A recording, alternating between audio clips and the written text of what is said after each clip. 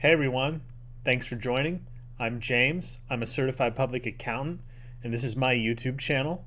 I normally don't cover news topics, but I may start. I was kind of super surprised to see this tweet about 2 hours ago from Donald J. Trump, considering the coronavirus pandemic and everything that's been going on in the country right now. A lot of people are struggling. And I found this very interesting in an election year that the president would tweet this out. He has ended all coronavirus stimulus talks until after November 3rd, when he wins re-election. Trump tweeted this exactly verbatim. Nancy Pelosi is asking for $2.4 trillion to bail out poorly run, high-crime Democratic states. Money that is in no way related to COVID-19. We made a very generous offer of $1.6 trillion, and as usual, she is not negotiating in good faith. I'm rejecting the request and looking to the future of our country. I have instructed my representatives to stop negotiating until after the election, when, immediately after I win, we will pass a major stimulus bill that focuses on hardworking Americans and small businesses. I have asked Mitch McConnell not to delay, but to instead focus his efforts full-time on approving my outstanding nominee to the United States Supreme Court, Amy Coney Barrett. Our economy is doing very well. The stock market is at record levels.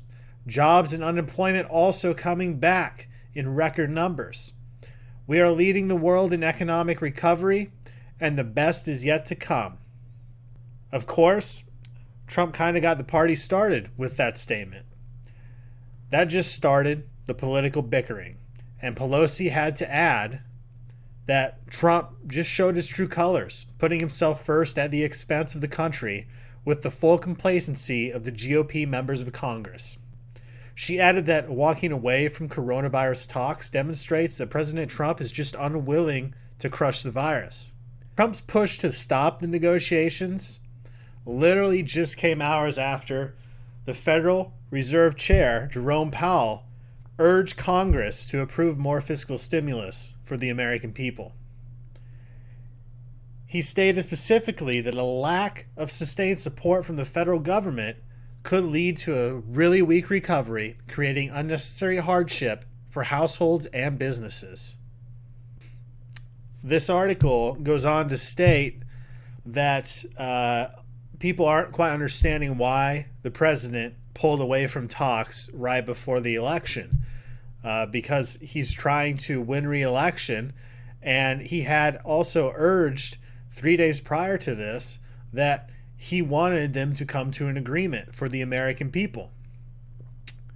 Trump calling off all talks caused a major surprise to the markets.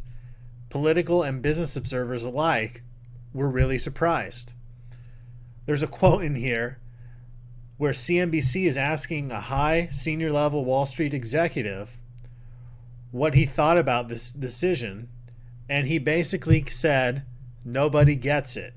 This is just kind of very startling news and doesn't quite frankly make any sense whatsoever, because Trump and Pelosi have constantly been talking about getting stimulus passed for the American people.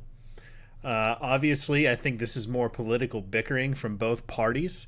You saw Pelosi come out and say that basically Trump did not care about the coronavirus from his actions from Walter Reed. And I think that Trump is just shooting back. And it's unfortunate that both of them are bickering with each other and they can't get anything done. They've already passed the first stimulus bill that went out to people. If it was okay the first time, and now all of a sudden you're just going to delay it until after the election, when honestly it's an election. You don't know if you're going to win. You don't know if you're going to lose. There's other elections going on. Congressmen are going to be elected. And so it's going to change a lot of things. And if you do this after the election, after the 3rd, it's going to cause some issues for the American people. I don't know if the president is looking at this as he is the strongest one to get the economic stimulus bill passed through. I would say that he might be in for a surprise because, both parties now are spending taxpayer money nonstop. Our deficit is increasing greatly. Historically, Democrats have been more for social programs. So if Joe Biden gets in there, we're probably looking at a stimulus bill, and it will probably meet most of the requirements that the Democratic Party wants, and possibly more. So honestly, I think by Trump not negotiating with Nancy Pelosi, he is putting in jeopardy the fact that we could get a stimulus bill passed that probably would add less to the overall deficit of the federal government. Now, whether you think that is a good thing or not, I'm not entirely sure. All things point for me in the direction that the government should be fiscally conservative because they need to find funding from taxpayers. That's why you file your taxes. You're required to file. You're required to pay. And obviously, the more money the government spends and dishes out, they're going to have to make it up somewhere. Through all this, I just hope that both parties can, come together and have some bipartisanship and get their work done. The other day, there was a news article where a congressman stated they were invoking the 2-hour rule, which means that after 2 hours, they just leave work for the day. They just leave. Now, if you ask me, that's pretty absurd because we're paying for them to basically take the whole day off. And his response was that it really didn't matter because there's no work being done there anyways.